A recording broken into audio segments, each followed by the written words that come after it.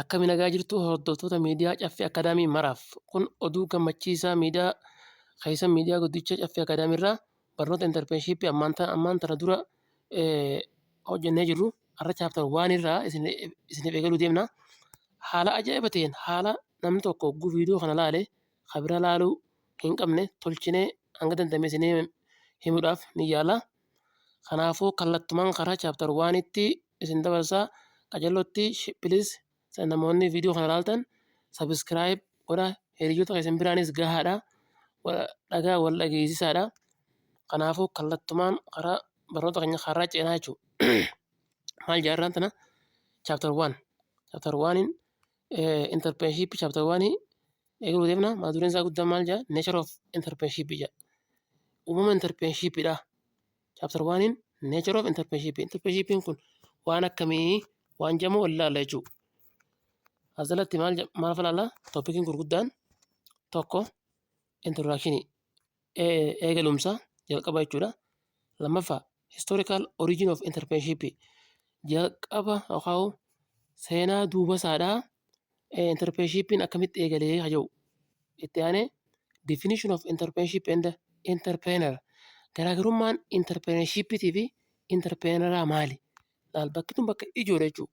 Qajeelootti wajjin hordofaadha dhumarratti. Itti aanu types of entrepreneur. Entrepreneurri gosa akkam qaba? Itti aanu role of the entrepreneurs in economic development. Gaheen entrepreneuraa sadarkaa dagaagina diinagdee keessatti gahee maalii qabaa? Itti aanu entrepreneur competence and environment. Cimeenya entrepreneuraatii fi naannoo isaa. Kadhumaa creativity and innovation entrepreneurship. Creativity jechuun waa uumuu, innovation jechuun illee waa uumuudha. Ammoo innovationiin garaagarummaa guddoo qabdi. Gaddeemna kan wal ilaalu ta'a. Fi entrepreneurship. Waan hanqa kana chaaptara kana keessaa hubatte jechuun bakka entrepreneurship chaaptar 1 asumaan ofitti jechuudha. Qabxii hanqa kana qasamuu qabannaan yookaan koonseptii isaa qabannaan bakka feete sirrii dalaguu dandeessaa. Fuulduraaf illee biizinsa keessatti qajeelootti si milkaa'uu danda'a jechuudha. Kanaafuu kallattumaan takka siidhaa laala waan ta'eef neera bu'aa neera hordofaa sirriitti. Akkuma kan jalqaba himuudhaaf yaallee introduction sense. The word entrepreneur was originated in 17th century from French word entreprendre, which means to undertake in a business context. It means to start the business. Amma gaa guyyaa qabu guyyaa irra deebinuu yookasaa jechi entrepreneur jedhamu the word entrepreneur jechi entrepreneur kun was originated jalqabanii ni burqeeyya. Yoom jaarraa 17ffaa keessa burqee jecha French jecha uummata Faransaay kan entrepreneur jedhamu irraa dhufee jedha. Which means entrepreneur jechuun maal jechuudha? To undertake jechuudha. Raawwachuu gaggeessuu jechuudha. Entrepreneuriin. In the business context amma gaa raawwachuun kun akkaataa galuumsa biizinesaa keessatti. It means kana jechuun to start the business. Biizinesa tokko eegaluudha. Gocha bituu fi gurguruu bu'aa irraa argachuu keessatti hirmaachuu eegaluudha. Jechuudha hiikni isaadha. Kana historical origin of entrepreneurship.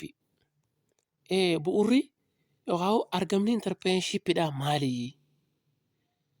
Argamni entrepreneurshipidha yookaan jalqaba dhufuun isaadha. Seenaa isaa duubdeebii isaadha. Qajeeloo biroo qabda. Maali inni tokko barnoota hogguu baratu wanna kun gaafa meegalee gaheen isaa dur maali? Gaheen isaa amma maali? Jedhamee fatanaa irratti si gaafachuu danda'a waan ta'eef. Kanaafuu historical origin of entrepreneurship jalatti ilaallu jalqaba entrepreneurshippiin akkamitti eegalee haja'u. During the ancient period gaafa dur jechuudha. Gaafa dur the word entrepreneur jechi entrepreneuraa kun was used to refer. Jechi entrepreneuraa kun itti fayyadamaa turan yookaan namoonni hedduu itti fayyadamaa ture jedha. Maaliif? Refers to managing large commercial project through resource provided to him. Maal ibsa jira? A person nama ibsaa jee dur gaafa dur jechuudha. Nama akkam ibsa? Nama managing large commercial project nama projektii guddoo takka nama hoogganu. Projektii daldalaa guddoo takka nama hoogganu. Seruu akkamitti? Seruu resource provided to him. Resoursiin hundi kennameefi humniti namaa kaapitaalli maallaqni jechuudha. Dandeettiin wanni hundi kennamteefi isa jalatti namichi projektii guddoo takka geggeessu dur maal jedhamee beekama? Entrepreneur jedhamee beekama jee. Akkana jechuun maal jechuudha? Fakkeenyaaf namni tokko daandii xiyyaara Itoophiyaadhaa Bishooftuu irratti haa banu. Daandiin tun wanni kun projektii guddoodha. Namicha kanaaf humna namaa teekinooloojii waa hunda kennaniifi namichi kun daandii xiyyaara Itoophiyaa tan Bishooftuutti hojjetamtu kana hojjetee galmaan gahee akka warra duritti namni akkanaa kun entrepreneur jedhamaa akka warra duritti akkana jedhee qaba. Dur akkasi. Neela deema. Okay. In the 17th century, jaarraa torbaa keessa a person namni jedhamichi who signed kan mallatteessee jiru jedha. Contractual agreement. Waliigaltee kontiraataa namni mallatteessee jiru. With the government mootummaa wajjin to provide stipulated product. Oomisha jalaa barbaachisu kennuudhaaf waliigaltee mootummaa wajjin mallatteessee yookaan to perform service yookaan tajaajila kennuudhaaf was considered ni yaadama jedha as entrepreneur akka entrepreneuraatti yaadama jedha. Galtee garaagarummaa isaadha. Jaarraa 17ffaa keessa namni tokko entrepreneur jechuudhaaf mootummaa wajjin waliigaltee mallatteessee waan silaa barbaachisu yookaan oomisha haa ta'u tajaajila haa ta'u namichi kun hojjetee yoo dhiyeessee mootummaa wajjin wal ta'ee akka entrepreneuraa ilaalamaa. Yoom keessa? Jaarraa 17ffaa keessa akkasin ilaalama. Ammaas deema qaxxaanu. In the 19th century jaarraa 18ffaa keessa immoo the first theory of entrepreneur. Theory'n yookaan yaadrimeen entrepreneuraa has been developed. Ni guddatte yookaan ni fooyyooyte jedha. Akkana jechuun ni fooyyooyte jechuudha. Ni fooyyooyte by Rickard Cantillon. Namicha Rickard Cantillon jedhamu kanaani jaarraa 18ffaa keessa yaadrimee entrepreneuraa kana ni fooyyeesse. Maal jee? Fooyyeesse maal jee? He said ni jeema that entrepreneur is a risk taker. But entrepreneur jechuun nama hojii daldalaa yookaan hojii biizinasa tokko seenee balaa hojiin san qabdus wajjin fudhatee hojjetuuni entrepreneur jennaanii jedhe. Kun gaafa yeroo ammaa walii as dhiyaataa jechuudha. Wanni gaafa duraanii maal jennee amanan? Entrepreneur jechuun nama piroojeektii guddoo takka humniti namaa kaapitaalii hundi dhiyaatee fi piroojeektii guddoo kana galmaan gahee akkanatti hojii kana dalaguun akka entrepreneuraa ilaalama dur. Yaadni sun jijjiirameeti jaarraa 17ffaa keessa namichi tokko entrepreneuraa jedhamee kan itti yaadamu mootummaa wajjin waliigaltee mallatteessee wanni hundi dhiyaatee fi oomishaa fi tajaajila barbaachisu yoo dhiyeesse akkaataa waliigaltee mootummaatiin namichi kun maal jedhamee yaadama? Entrepreneur jedhamee yaadama jaarraa 17ffaa keessa. Jaarraa 18ffaa keessa immoo lakkii boo akkasii miti jeeti namichi Ricardo Cantillon namni jedhamu kun entrepreneur jechuun nama biizinasa tokko seenee yookaan hojii daldalaa takka seenee hojiin tun balaa qabaachuu dandeessi. Balaa kana wajjin fudhatee balaa kana hunda fudhatee nama daldala seenee tokko nama bittaa fi gurgurtaa keessa seenee tokko maal jennaan entrepreneur jennaanii jedhe jaarraa 18ffaa keessa. Dhuma jaarraa 19ffaatii fi jalqaba jaarraa 20ffaa keessa entrepreneur jechuun akka warra ilaalcha ikoonomiksiitti interpreneer jechuun nam tokko kan waan takka orgaanaayiz godhee fakkeenyaaf mana daabboo fudhadhu nam tokko mana daabboo banatee waa hunda orgaanaayiz godhee waa hunda qindeessee lafa kaayatee oopereet jechuun mana daabboo kana hojiitti eegalee interpreneer jechuun interpiraayizii akkuma amma isinii kanatti interpiraayizii jechuun fakkeenyaaf mana daabboo bantaa ta'u mana daabboo ati bantu kun interpiraayizii jedhama. Interpiraayizii kana hundi banee maali? For personal gain waan waarraa harkachuuf banee mire haa bu'aa harkachuudhaaf. Kanaafuu ilaalchi kanaa kun dhuma jaarraa 19ffaatii fi jalqaba jaarraa 20ffaa interpreneer jechuun akkana laalamu ture. Kan biraa insan 20th century jaarraa 20ffaa keessa immoo the function of entrepreneur hojiin interpreneraa is to reform haaromsuudha or revolutionary wanta akka warraaqsa fiduudha jedha warraaqsa. Reform fi revolution takkuma waa haaromsuudha waan akkam pattern of production akkaataa waa itti oomishtu akkaataa oomisha keetii akkamitti by exploiting an invention qorannoo haaraa abuurtee argachuudhaan qorannoo haaraa fiddee ta yeroo ammaa yeroo hojii deemtu argachuudhaan oomisha kee fooyyeessuu yookaan more generally untried and technological possibility more generally yookaan walii galaatti untried technological possibility technology amma dura nam tokkotti yaalin sayyaaluudha maaliif yaaltatan waan haaraa waan teknoolojii yaalamtee hin jiraatin tasilaa ta'uun danda'amtu yaaluudha maaliif for producing new commodity meeshaa yookaan oomisha haaraa argachuudhaaf oomisha haaraa gabayaarra oolchitu kan argachuudhaaf yookaan producing oomishuudhaaf only one waan ta dur jirtu in a new way waan dullatti ta duraan jirtu karaa haaraa ta'een oomishuu fi haaraa argachuu waa lama tokko oomisha haaraa argattee oomisha haaraa kana karaa silaa danda'amuun karaa amma dura yaalaminiin karaa magaalaa dhiyeessuu yookaan oomisha ka duraan jiru fooyyeessuu karaa haaraan yookaan opening new outlet karaa yookaan karaa haaraa banuu karaa itti oomishtu by product karaa itti oomishtu yookaan by organizing new industry karaa itti waan haaraa itti fiddu banachuu namni waan akkanaa kana keessatti hirmaatu jaarraa 20ffaa keessa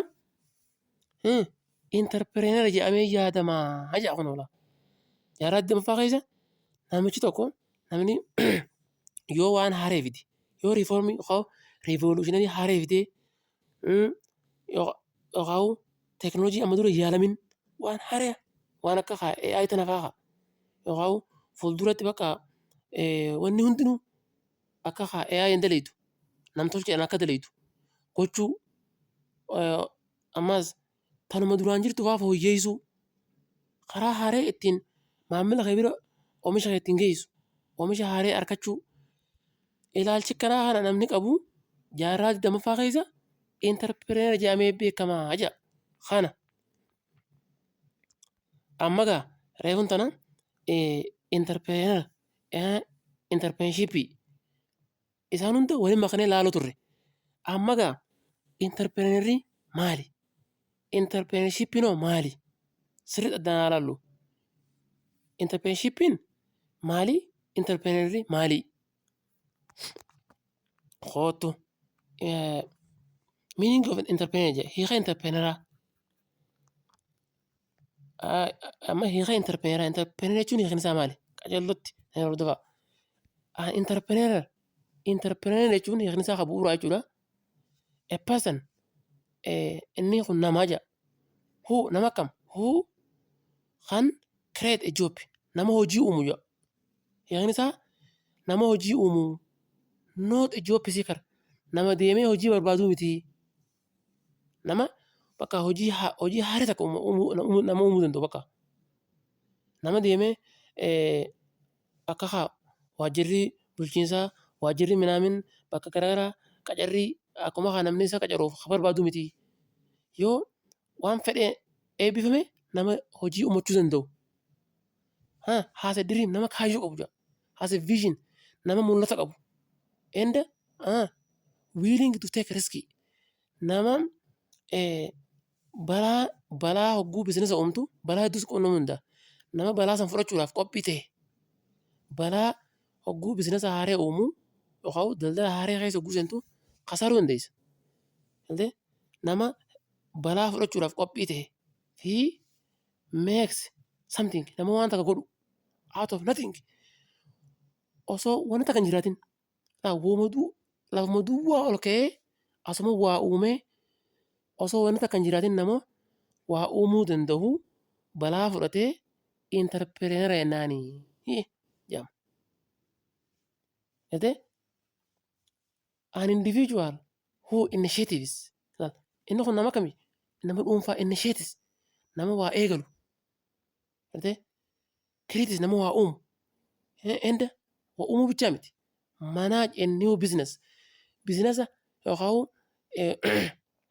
biizinasa haaraa amma banisan akkasirratti hoogganuu danda'u karaa ajaa'iba ta'een karaa kasaaraa isa hin fidneen namicha hoogganuu danda'u waan haaraa eegalee jechuudha. Kan namni san kakaasiin kaka'umsa keessasiin hogguu eegalte interpreneera jedhama. Asumaanuu interprenershipiin maali? Akka hiikni isaa kun wal isinitti marree interprenershipiin gochi hojii haaraa uumuu osoo dalagaa hin barbaanne dalagaa uumuu dalagaa barbaaduu jiran dalagaa uumachuu dalagaa uumte san karaa kasaaraa sitti hin finneen karaa bu'aa qabaachuu danda'uun akkana gaggeessuun kun interprenershipii jedhama. Gochi interprenerii hojjetu interprenershipii jedhama. Qabadhaa asirratti hayyoonni garaagaraa akkaataa itti interpreneera nama hojii uumu kan hojii hin barbaanne kan kaayyoo qabu nama balaa takka fudhachuudhaaf qophii ta'e nama hojii jalqaba hojii fi eegalu hojii uumuu danda'u. Nama kana karaa garaagaraatiin ibsan hayyoonni tokko warra ekonomistiiti hayyuu diinagdeeti. Barreeffama diimaa kana agartanii to'aan ekonomistii hayyoonni diinagdeedhaa maal jedhaniiti interpreneera ibsan. An interpreneera bari interpreneera jechuun jan akka warra hayyuu diinagdeetti isa waan inni bara nam tokko nama wayiiti biiring resource nama qabeenya fidu. Qabeenya kun maallaqa ta'uu danda'a waan fedhe ta'uu danda'a. Qabeenya ka fidu qabeenya takka labor humna namaa itti aansee maateriyaal meeshaa garaagaraa enda haazara seetis ammas qabeenya biraa waan kana hunda walitti fidee into combination waan akka kana hunda walitti ida'ee that makes zero value waan kana kan gatiitti godhee greater than before taasisin amma dura turterra waan bu'aa qabdu godhee and also who introduce change lola egaa waan kana hunda walitti fidee waan isin amma dura turterra waan bareeddu godhee argamsiisee who introduce changes kan jijjiirama fiti and innovation waan haaraa ka uume maal jedhama interpreneera jedhama akka warra hayyuu diinagdeetti jedha. Kana jechuun maal jechuudha? Fakkeenyaaf nam tokko akkuma reefu jalqaba haasuuf yaalle fakkeenya san sirriitti qabadha. Fakkeenyaaf namni tokko mana daabboo bana jee haa yaadu sammuutti. Fakkeenyaaf magaalaa takka keessa magaalaa xiqqoo takka laalee kan manni daabboo keessa hin jirre laaleeti bakka tana mana daabboo yoon itti uume manni daabboo kun hedduu bu'aa naa qabaa jeeti laala yoon kasaare yoon irraa harkadhee jeet eegala.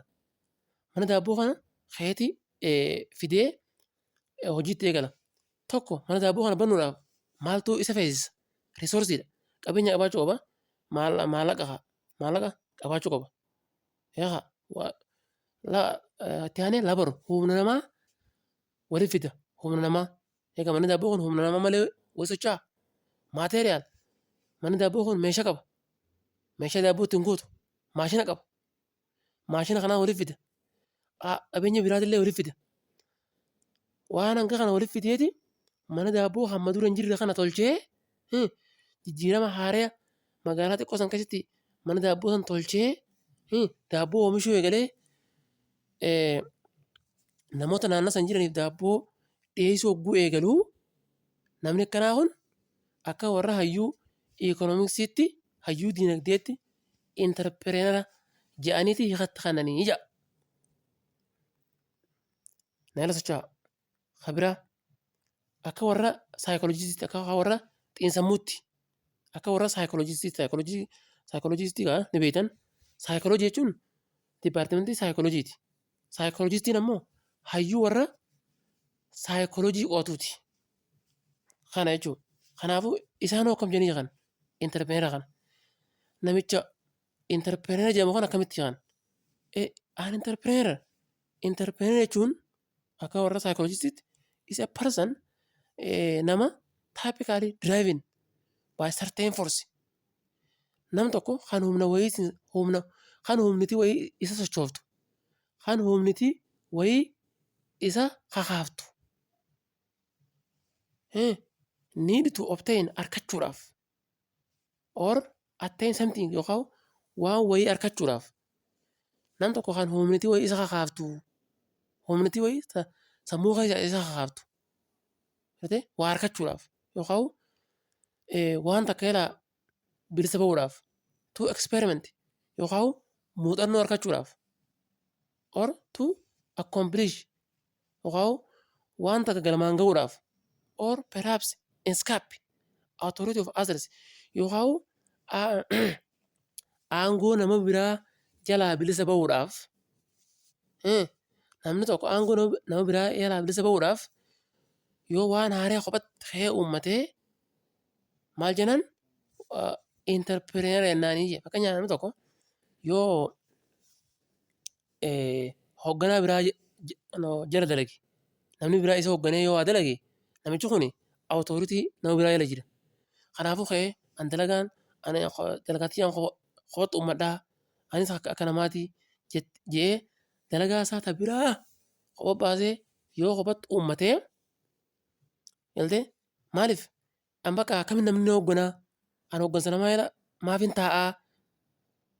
Kanaafuu kaniin bilisummaa tiyyaan gaggeessuun haareetti uummadhaa jedhee yoo yaadee waan haaree uume akka warra saayikolojistiitti intarpireenara jedhamaa hottu. Akka warra tokkoof ammas for the capitalist philosopher akka warra kaapitaalistiitti. Wanni beektan kan warra kaapitaalistii jechuun Ameerikaadha. Mootummaan diinagdee keessa bittaa fi gurgurtaa keessa seenuun qabu warra jiran jechuudha. Kaapitaalistii sirrii beektan jechuudha. Hayyoota warra kaapitaalistiiti. Maal jedhanii kan isaan akka warra hayyoota warra kaapitaalistiitti an intarpireenara jechuun bar waan nama who creates wealth nama qabeenya uumuu for the others nama biraatiif nama qabeenya uumuu as well as akkasuma ammas who nama find better way karaa gaarii barbaadu utilize resource karaa qabeenya isaa kaa'u madda qabeenya isaa karaa silaa gaarii ta'een fayyadamuu nama barbaadu fi reduce waste nama waaqisaasuu hir'isu nama waaqisaasuu fi who produce job others nama dalagaa nama biraatii uumuu danda'u are glad to get nama dalagaa nama biraatii uume kanatti illee gammachuu qabu. Namsa maal jennaan akka warra kaapitaalistii filoosofariitti intarpireenara jedhama.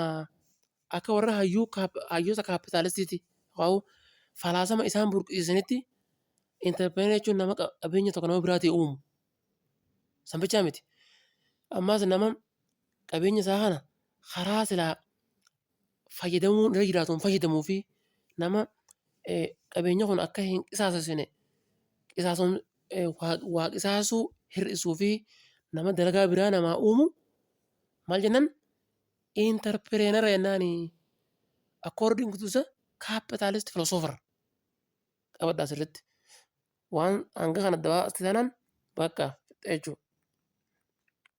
Kana amma ka kuno reefun tana akkuma gaa reefu jalqaba himuudhaaf yaalle definition of entrepreneurship. Entrepreneurshippiin gaa amma dura entrepreneurship jechuu turre amma hiika isaa ilaalla. Entrepreneuriin nama bakka namicha hojii san gaggeessu entrepreneur naan akkuma maqaa keetitti. Amma gaa definition of entrepreneurship ilaalla. Maal jeen intuitively it is known as akkanuma ni beekama ni beeka kan isaa that entrepreneurship jechuun a process adeemsa fi and entrepreneur kan namichi entrepreneur san is a person undertaking entrepreneurial activity hojii entrepreneurship san ittiin gaggeessu maal jennaan such as undertaking own business mataa fi eegaluu adeemsi kun maal jedhama entrepreneurship jedhama. Adeemsi namichi tokko fakkeenyaaf duraan mana daabboo nama tokko dalagaa jennu ka'eeti mana daabboo dhuunfaa isaa banata. Mana daabboo dhuunfaa isaa banatee adeemsi namichi kun ka'ee mana daabboo dhuunfaa isaa itti banatu kun maal jedhama entrepreneurship jedhama. Siltee entrepreneurship jedhama. Namichi kun gaa as keessatti khasaaraa mataa isaa fudhata. Adeemsiin inni kun itti socho'u kun maal jennaan entrepreneurship jedhama jechuudha. Kanaafuu akka hin dogongorree entrepreneurship and entrepreneurs are very far from each other. Okay? Don't forget this point is very important, especially for the a student of the market in the future. Barattoonni fakkeenyaaf fuulduratti biizinasaan baradhattee yaaddu hedduu si barbaachisaadha jechuudha. Kana maal jeniin gamma entrepreneurship entrepreneurship is the art of identifying maal egaa aartiidha jalaa dandeettii jaa identifying addaan baasuudha. Viable business opportunity dandeettii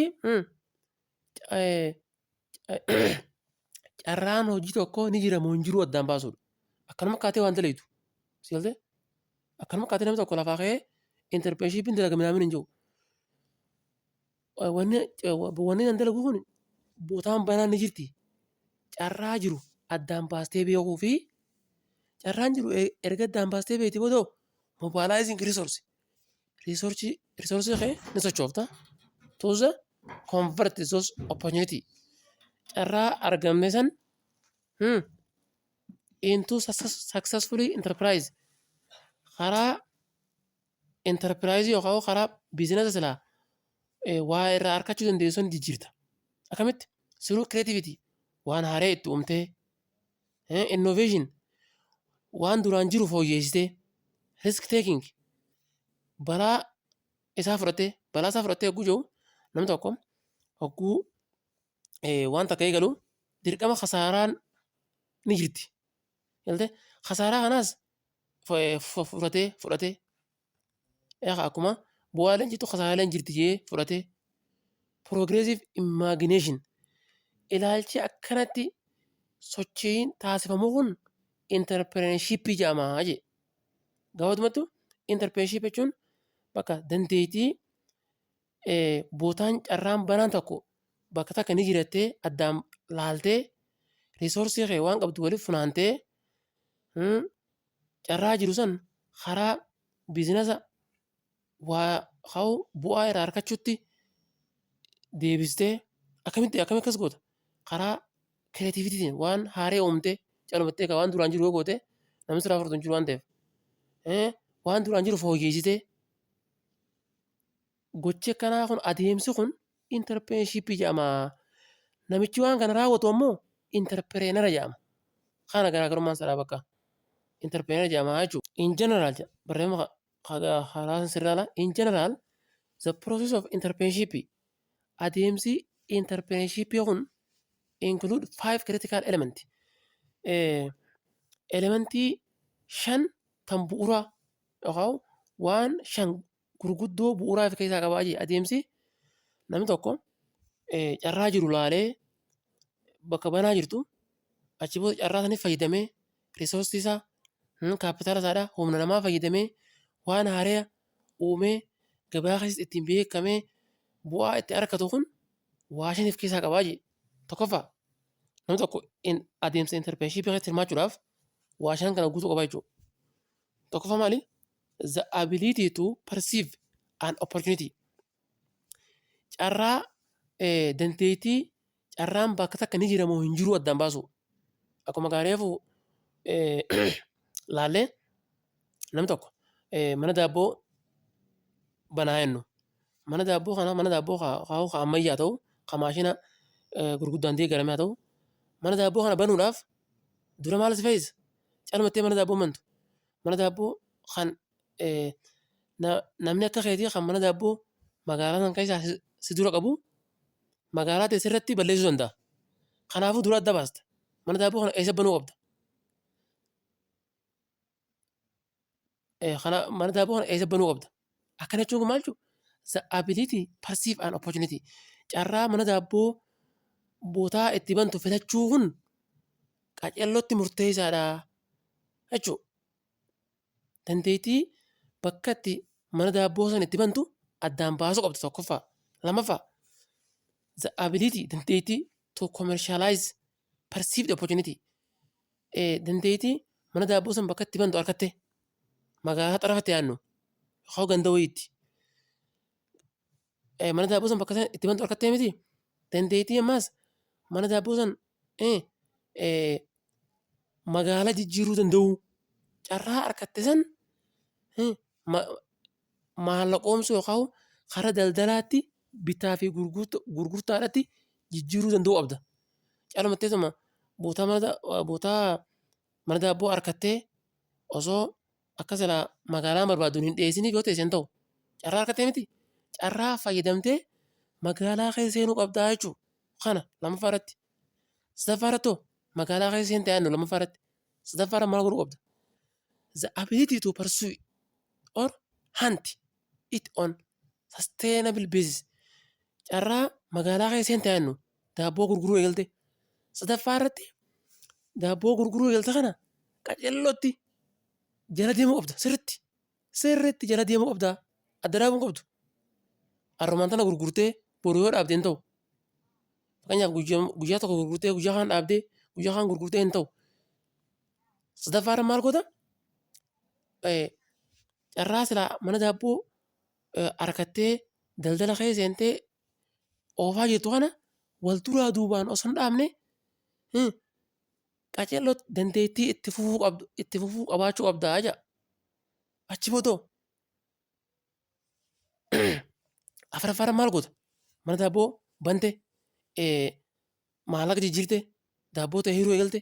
Sadaffaa irratti guyyuu daabboo hirta guyyuu daabboo raabsita bakka jitti. Afuraffaa maal goota? The ability to pursue it through systematic means. Amma gaa daabboo hogguu hirtu karaa tooftaan deemuu qabda gaafa. Bisee hunda humnaas fayyadamoo osoo hin ta'in maamila kee karaa gartee onlaayinii afaan tooftaan deemuu qabdaa as keessatti. Tooftaa fayyadamuu qabdaa bakka. Seeltee daabboo hogguu hirtu tooftaa fayyadamuu qabdaa yaa. Shanaffaa irratti the acceptance of risk or failure. Tarii kasaaruu dandeessa. Kasaaraaleen osuma akka jirtutti fudhachuu qabdaa. Kasaaraa yookaan balaan garaagaraa akka sirra jirtus beekuu qabdaa. Adeemsa hanqana keessa dabruun kun dandeettii interprenershiippiiti yookaan akkana keessa dabruun kun maal jedhamee beekama? Interprenershiippii jedhamee beekama jechuudha. Kana biraa kan ta'anu types of entrepreneur gosa entrepreneuraati. Gosa nama hojii aaree uumutu qabu. Entrepreneur yakkasaa isin himee ture sirriitti. Amma gaa jechuma entrepreneur jedhamu ganaa fayyadamnaa jechuudha. Entrepreneurri gosa qaba.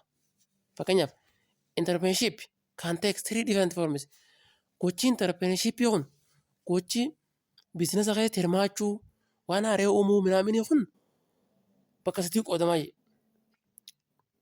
Tokkoffaa individual entrepreneur. Entrepreneur dhuunfaadha. Nama dhuunfaadhaan hojii haaraa eegalu. Nama dhuunfaa jedhama kunuun akkuma maqaa isaa ibsutti. Samu'aan jedhe inni kun nama jedha nama dhuunfaadhaati. Who started nama eegalee jiru biizinasa. Acquired yookaan harkatee jiru. Or franchised kan hayyamni kennameef. Franchise jechuun boodachuu irratti turtanii franchise yookaan laayisensii jedhama. Fakkeenyaaf ati yoo oomisha kasaaraa fa'aa sodaattee oomisha tokko yoo biyyattii keessatti eegaluu barbaadde hayyama namarraa fudhatta. Hayyama fakkeenyaaf namni tokko hayyama kophee Adidaas Itoophiyaa keessatti kophee Adidaas yoo oomishuu barbaade hayyama namarraa fudhata. Hayyama kaampaanii Adidaas oriijinaalaa sanirraa fudhatee hayyama isaatiin Itoophiyaa keessatti oomisha. Franchise jedhama. Jechuudha. Yookaan his or her own independent organization. Yookaan dhaabbata isaa kan dhuunfaa san yookaan kan namni biraa hin hoogganne kan if danda'ee jiru hogguu addatti uummatu maal jennaan individual entrepreneur jechuudha. Kanaafuu individual entrepreneur jechuun maal jechuun jennan nam tokko nama dhuunfaadhaa kan biizinasa biraarraa adda bahee bilisummaa mataa isaa labsatee biizinasa tokko eegalee hojjetu individual entrepreneur jennaan. Inni kun waan akkam hojjeta. Horiski balaan hundinuu yookaan kasaaraan fedhe yoo dhufte is covered ni cufamaan by the owner yookaan entrepreneur. Balaan fedhe yoo biizinasa isaa kana dhufte itti gaafatamaan eenyu isuma tahaa jechuudha. Addatti bilisummaa uummata miree kanaafuu namni biraa itti gaafatamaa hin ta'u jechuudha. Abbuma uummateetu itti gaafatamaadha. A whole return is given for entrepreneur. Yoo bu'aa hedduu argatees kanuma isaa ta'a. Whole return jechuun waan takka dalaydee deebistee hogguu argatu jechuudha. Bu'aa guddoo yoo argatees kanuma isaa ta'a. Kanuma nama dhuunfaa kana ta'a. Yoo kasaarees kasaaraa isaa isumaatu itti nyaadhama. Kana. The resource is from their own pocket. Namni kun nama dhuunfaati. Maallaqa isaa keeshaa baafatee itti hojjeta. Keeshaa fudhatee. Or they lend from other financial institution. Yookaan dhaabbata maallaqa liqeessu kanneen akka baankii kanneen akka dhaabbata maallaqa liqeessu faarraa liqeeffateeti ittiin eegala yookaan pocket yookaan own pocket keessisaati itti eegala. Nama dhuunfaatu jechuudha kun amma. Kana namni dhuunfaa tokko yeroo biizinasa tokko kophaa isaatti bilisummaa mataa isaa labsatee galii fi baasiis kasaaraa yeroo dhuftee kasaaraa sana ifumaatti fudhatamee ifumaa itti nyaadhamee kasaaraa yoo dhuftes waan hunda ifumaa itti gaafatamaa ta'u individual entrepreneur jennaan jechuudha. Kana qabaddu. Abiraa intrapreneur jedhama. Jecha kun akkasiin hubanne entrepreneurii fi intrapreneuriin adda adda. Kana intrapreneuriin nama kami? Kunis a person nama jedha who does entrepreneurial work. Kan hojii entrepreneuraa kana gaggeessu. Hojii biizinasa haaraa uumuu kana gaggeessan innis. Within large organization. Hunga amma kophaa isaa osoo hin ta'in dhaabbata guddaa keessatti. Dhaabbata guddaa tokko keessatti hojii haaraa uuma. Maal jennaan kun intaraapireenarii jennaan kana intaraa. Gartee intarpireenariin kophaa isaatti if dandeeti. Kun ammoo dhaabbatuma guddaa tokko keessatti dhaabbata guddaa tokko keessatti waan haaraa uumee waan haaraa hojjeta. Osoo kophaa irratti if hin danda'iin. Maal jennaan san intarpireenar jennaan. Fakkeenyaaf yuunivarsiitii tokko keessatti namni tokko waan haaraa uumee wanni haaraan san yuunivarsiitii keessatti yoo hojjete kan kophaa irratti if hin danda'iin intarpireenar jennaan. Yoo ammoo yuunivarsiitii alatti kan yuunivarsiitiin hin hogganne kan dhaabbata kophaa isaa uumee itti hojjetu yoo ta'e intarpireenar jennaan jechuudha. Intarpireenariin ammoo dhaabbata keessatti malee kophaa keessatti miti jechuudha. Kana intarpireenars are individual. Intarpireenar jechuun nama dhuunfaati. Who often yeroo hedduu engage in the entrepreneurial action. Hojii intarpireenaraa kana keessa ni hirmaataa jira. Hojii waan haaraa ifi uumuu, ifi gaggeessuu, waan haaraa uumuu, waan akkanaa keessa ni hirmaataa jira. Yoo ogguutam in large organization dhaabbata guddaa tokko keessatti without blessing of their organization dhaabbata kanaaf godhu osoo hin ta'in dhaabbata kana keessatti kophaatti osoo hin danda'in dhaabbaticha keessatti waan haaraa uumee hojii intarpireenaal work yogguu gaggeessu namicha maal jedhama intarpireenar jedhama qabadhu sirriitti. Kana jechuun intarpireenars context amma akkaataa intarpireenarii context akkaataa bakka inni jiru kana keessatti is of large guddaadha jedhamu. Broadcast organization dhaabbata guddaa keessatti broadcast organization jechuun dhaabbata fakkeenyaaf dhaabbata akka yuunivarsiitiidha jechuudha. Yuunivarsiitiin seera waan hundaa seeraan deemti. Wanni bakka murteen hundinuu irra hedduu seentiraal diizishinii deemti. Dhaabbata hedduu seerratti hundaa'u. Kana keessatti jechuudha. Dhaabbata seera barreeffame irratti hundaa'u broadcast organization jennaan. Kana keessatti namichi tokko waan haaraa uumee yeroo inni fi hojii intarpireenship yogguu gaggeessu dhaabbata keessatti kophaa isaatti osoo hin ta'in maal jennaan intarpireenarii jennaan jechuudha. Intarpireenarii jedhama jechuudha. Kana sadaffaanoo kun amma maal jedha? Kun dhaabbata gurguddaa mataa isaatiin makullaa. Dhaabbanni guddaan tokko every social environment amma hawaasa naannawaa hunda fedha keessatti has its own ways of feeling entrepreneurial function.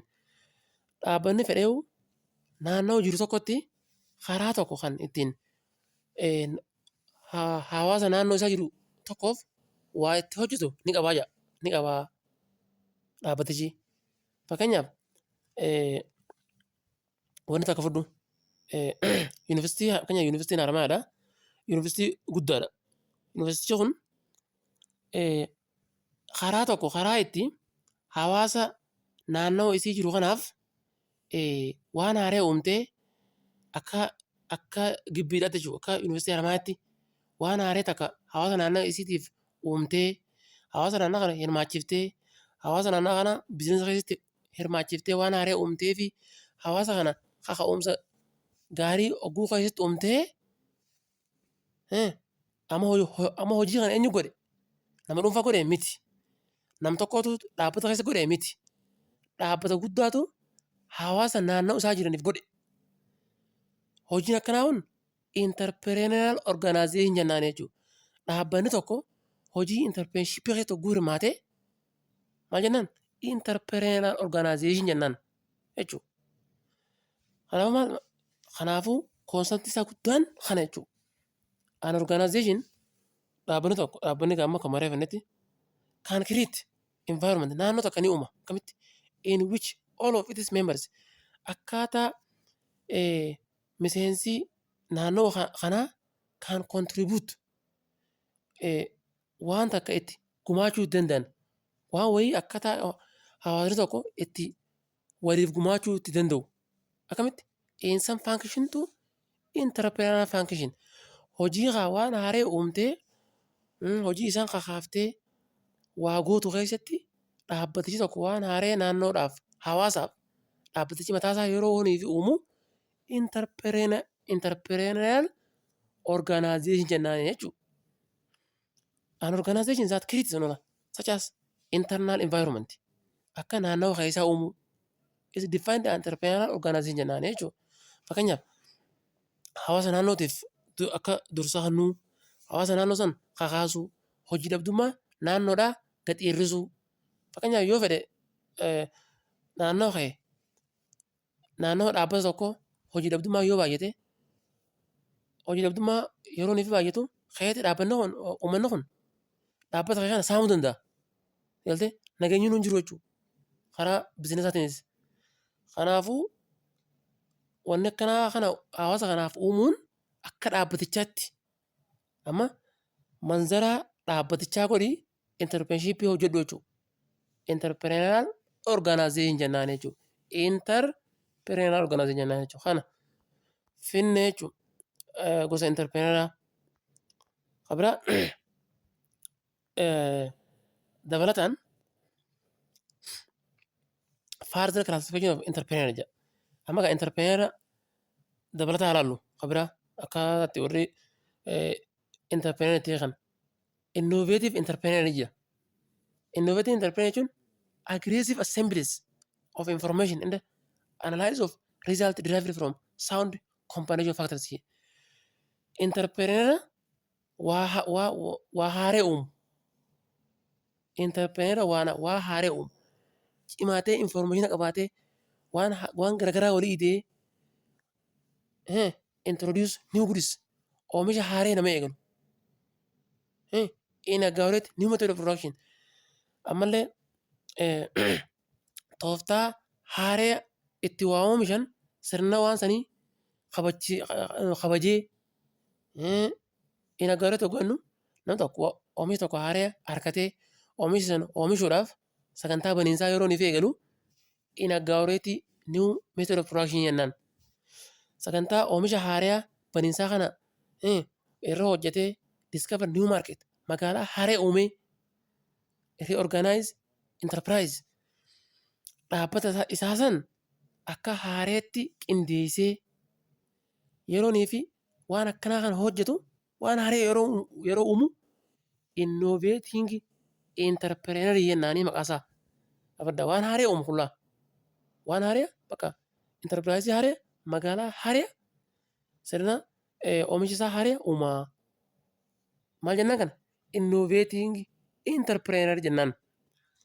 Kana kabiraa lamaffaan adaptive or imitative entrepreneur jedha.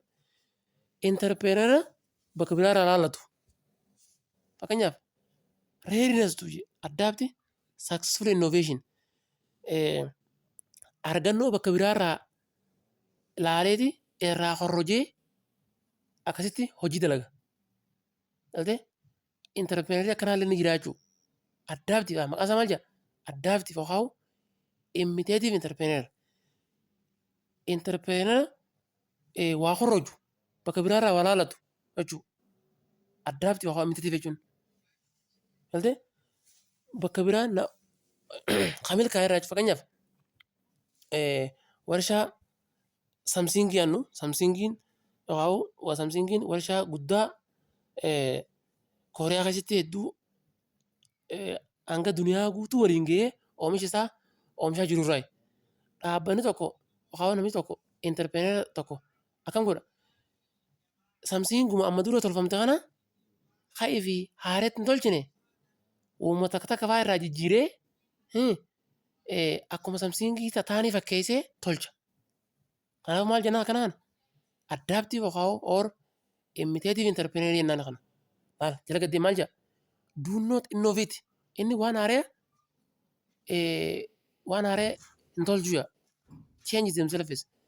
Ofiisaatti waan haaree hin tolchu. The only imitative technique yookaan inni maalirratti hirkata ni fakkeessa bakka inni. As the name is indicated, imitative or imitate bakka ni fakkeessa inni. Teknoolojii itti fakkeessee innovative by others teknoolojii nama biraatiin hojjetamte oomisha nama biraatiin dalagame akka nama biraatiin fakkeessatti hojjeta. Ifiin oomishu jechuudha. Ifii waan haareen fitu. Kanaafuu maal jedhama?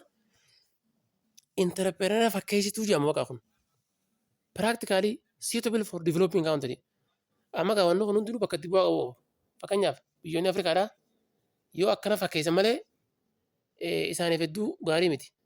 Kanaafuu imitative entrepreneuriin biyyoota ammaan tana guddinarra jiraniif fakkeenyaaf biyyoonni akka Itoophiyaadhaa akkanumattuu yoo laalanii tanuma biyya alaa tanaa yoo tolfatan irra gaariidhaa jedhe. Beeringii mushroom drive for imitation of new combination of factors of production already available in the developing nation. Bringing mushroom drive of imitation waan ammaan tana dura biyya biraa keessa jirtu new combination of factors of production waan haaraa humna namaa haaraa teknoolojii haaraa kaapitaala haaraa already tan durseetu available tan argamtu in developing nation biyyoota developed ta'an biyyoota fakkeenyaaf biyyoota akka Ameerikaa akka Jaappaan keessa waan jiru san fiddee akkuma isaan godhan sanitti biyyoota ammaan tana guddinarra jiran keessatti fakkeessitee dalagde malee ifin gootu. Kanaafuu maal jedhama? Interpreneer fakkeessituu jedhama jechuudha. Inni fakkeesse malee waan takka ifin godhu inni konseptii isaa guddoon. Imitative entrepreneur face less risky. Amma ga'aati oomisha namni si duraa itti laffee teknoolojii meeqa humna namaa meeqa itti laffaasee kana waan akka hattummaa dalagde yookaan akka irraa laallattee dalagde waan ta'eef balaan qunnamu hin jirtu. Balaan qunnamu hin jirtu jechuudha. Kanaafuu maal jeen imitative entrepreneurs face less risky. Balaa waa xiqqisho qunnamaa jee. And uncertainty yookaan waan hin beekne yookaan waan hamtuu hin mudatu kasaaraan isa mudatu zaan innovative entrepreneurs. Entrepreneur waan haaree ifi oomishurra balaan hin mudatu innovative entrepreneuriin waa hunda ifiif haareetti oomishi. Kun adaptive yookaan imitatiiviin ammoo innovative irraa laallatee balaan hedduu balaan qabu jechuudha. Kanaafuu innovative entrepreneuriin balaa guddoo yeroo fi inni keessummeessu adaptive yookaan imitative entrepreneuriin balaa xiqqishoo keessummeessaa kasaaraa hedduun qabu jechuudha. Kana sadaffaadha Faabiyaan entrepreneur jedha. Faabiyaan entrepreneuriin maal egaa?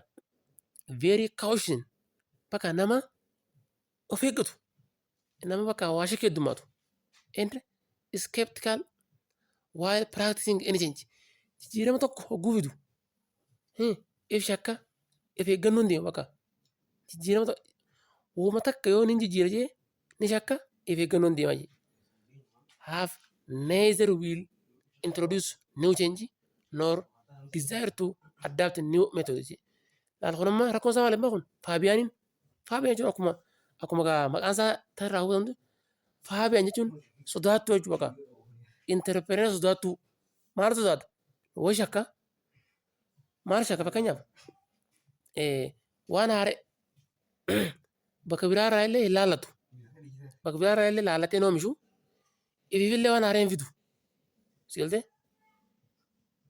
Have neither will introduce new changes. Waan haaree illee hin fidu. Nor desire to adapt new methods.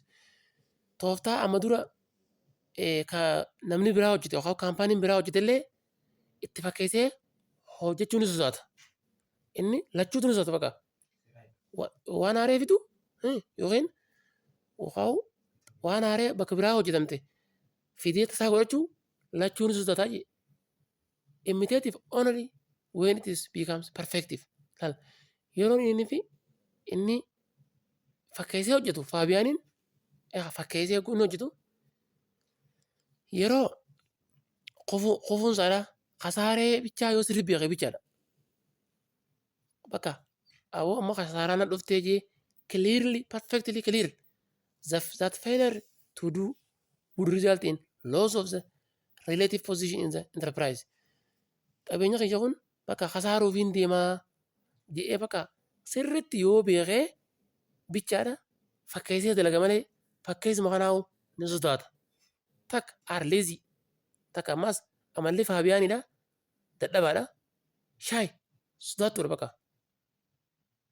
Yeelte akkuma maqaan isaatti himittu faabiyaan jechuun bakka nama waa sodaatu nama waa shakku jechuudha. Akkuma maqaa isaa kanatti deema jechuun aarleezii and shaay. And ammas qabila their dealing are determined or dominated more by the custom religion. Irreedduu isaa maadha hirkatan beektaa? Bakka duudhaa akkama akka abbootiin teenyaa religion amantii irratti hirkata. Past practice waan duriin deema inni. Waan duriin deema waan haaraa yoo fidde amantiin tiyyaa eeyyamtus hin jaa. Ammas aadaan teenya hin eeyyamtus hin jaa. Ammas akkaataa duritti dura akka kun hin jiru waan dur jala deemaa jechuun waan dur jala deemaa jijjiirama fiduu ni sodaata. Yeroo takka takka immoo yeroon inni fakkeessee hojjetu yeroonii fi hayyee kufuusaa gaafa sirri beeke hasaaraan irra dhuftee gaafa sirri beeke bichaadha fakkeessee dalagaa jedhe. Kana not much interested in taking risk. Amma maaliif akkasi balaa fudhachuun fadhu inni hasaaraa fudhachuun fadhu. Saniifuu maal hordoof try to follow ni hordofa jedha. Footstep of their predecessors karaa warra isa duraa hordofaa jechuudha. Karaa warra duudhaa amantii isa duraa karaa warra dur gaafsan hordofaa jijjiirama tokkollee hin barbaadu jedha. Faabiyaan interpeener jennaan kana qabadhaa asirratti faabiyaaniin waan hanga kana qabaa jechuudha. Kaanii wajjin hin fakkaatu. Kana tokko waan fimma. Diroon interpeeners. Diroon interpeener jechuun akkam beektaa? Reefu saaltu addaabti. Waan fakkeessuu waan bakka biraatti hojjetame itti fakkeessii dalaguun beeku. Waan fakkeessii dalaguu ni sodaata ni dida. Fakkeessii dalaguu ni dida. Fi use opportunity to make change in the production formula. Carraa harkate tokko formulaa haa ta'u akkataatti waan haaraa dalagan haa ta'u carraa kanaas ni dida. Ni dida.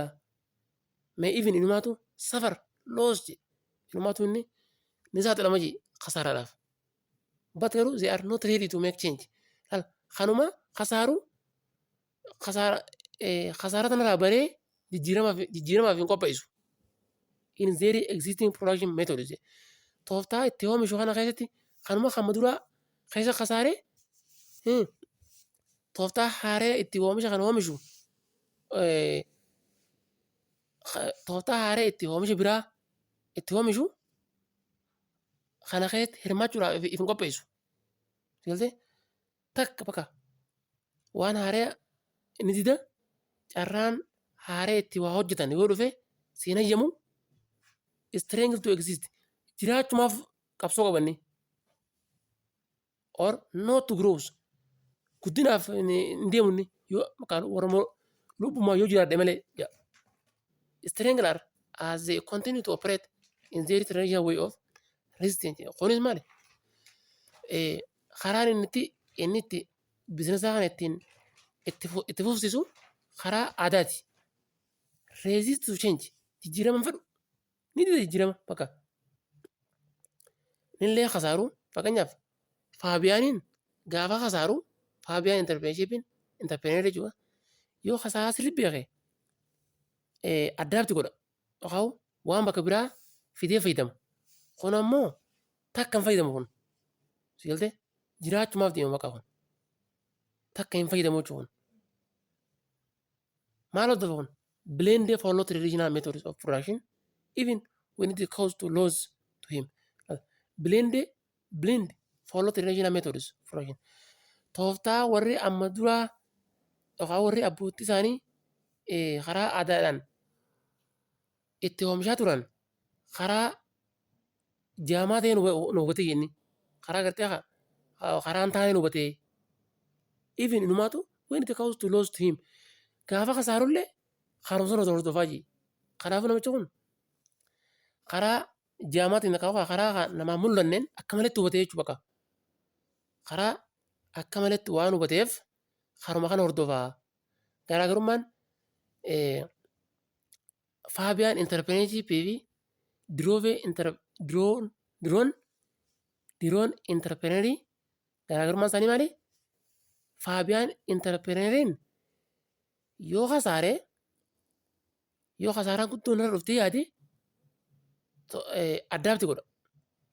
Tooftaa bakka biraa ni fayyadama. Kun garuu inuma fayyadamu. Kana garaagarummaan isaadha.